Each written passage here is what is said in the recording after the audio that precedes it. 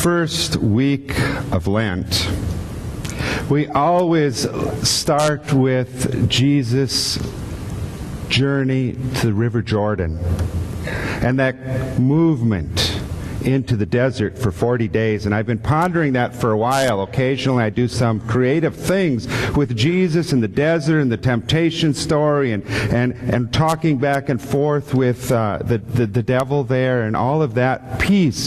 And I was planning for that, but I forgot. I forgot we were in the book of Mark this year. And I was a bit disappointed as I opened up the book of Mark and remembered again. Each gospel writer emphasizes certain things and de-emphasizes other things thereby. And so Mark simply says that once the Spirit sent Jesus into the wilderness for 40 days and he was tested by Satan, he was with the wild animals and angels attended him. And that's it. 2 sentences, and with creative punctuation you could make it 1 sentence for those 40 days in the desert with the temptations. Mark isn't so much for talking about things and waxing philosophical.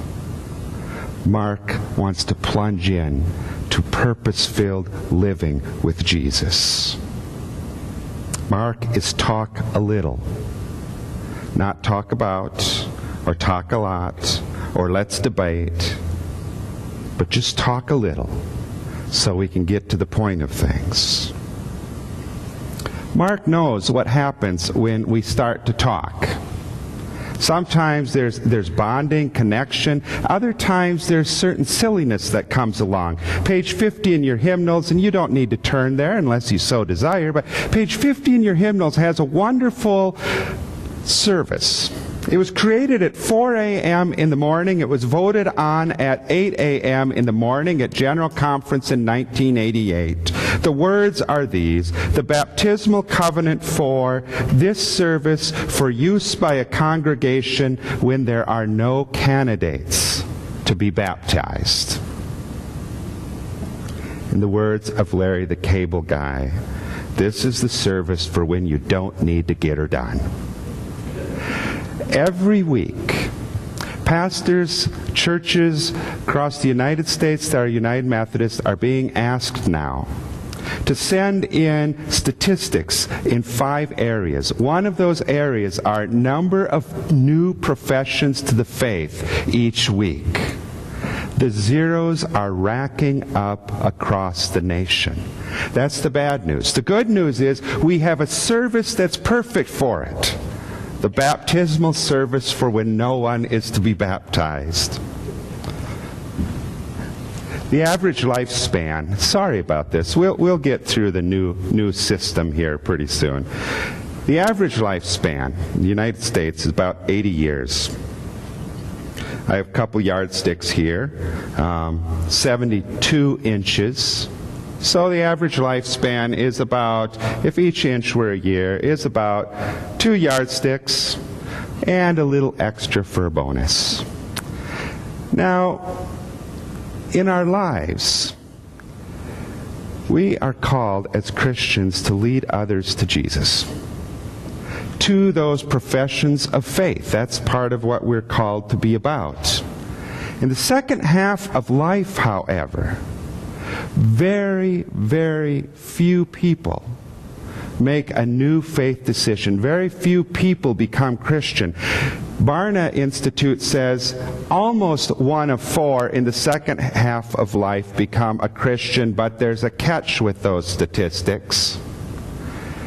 The catch is there are a lot of churches that don't recognize Lutheran baptisms and United Methodist baptisms and Roman Catholic baptisms and Presbyterian baptisms and memberships in those churches. And so anybody that comes into their church, they have to do a fresh baptism for and a new profession of faith, and they treat it as someone who hasn't ever gone to church before and is new.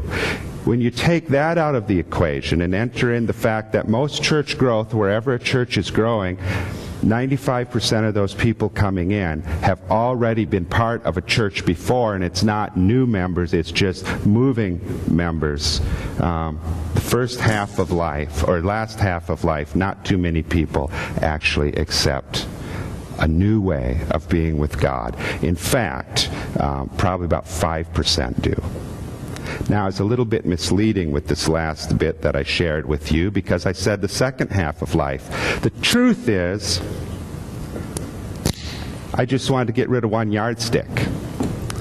That's for adults. After the age of 21, it's about 5% of people that actually turn toward Jesus, or that turn toward this Christian faith that we celebrate. So now the window of opportunity is getting smaller. And then there's those first 5 to 7 years of life. Virtually no one in the first 5 to 7 years of life really makes a long-term life commitment. Now the window is getting a little bit shorter. Between the years of 18 and 21, we'll put this one on the altar because about 13% of people find faith between the ages of 18 and 21. So there's a little window of opportunity. We're left with 7 to 18. Between the ages of 7 to 18 are when the vast, vast majority of people actually make faith decisions. 1/3 of those after the age of 13 to 18. The other 2/3 between the years of 7 years old and 13 years old.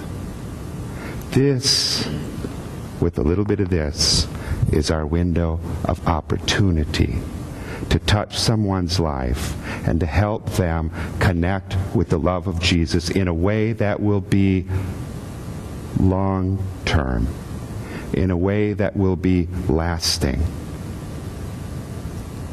So every time you get a chance to make or help serve for Awanas on Wednesday night, or when you get a chance to go to a Valentine's Day, post-Valentine's Day, Valentine's supper, or any time you get a chance to walk down the hall and greet one of the Sunday school kids and hear about what they made for this particular Sunday, any of those times are times that you're affecting the life of someone who is most likely in the process of choosing to believe in God, to love God, and to live like Jesus.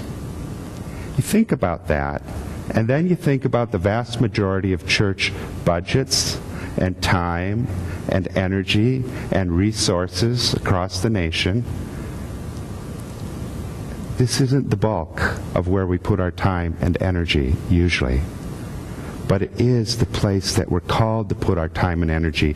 And I share that with you because Mark isn't so interested in talking about things. He feels this sense of urgency. He feels this small window, not necessarily for children, but he's still in the time of the early Christian church when Jesus was going to come back really quickly, they thought. And he thinks there's this small window of time, and he wants to get to it and not just talk about it. He wants to have real baptisms and not baptismal services for when no one's there to really be baptized. Hold that thought in your head. And as you hold that thought of urgency in your head,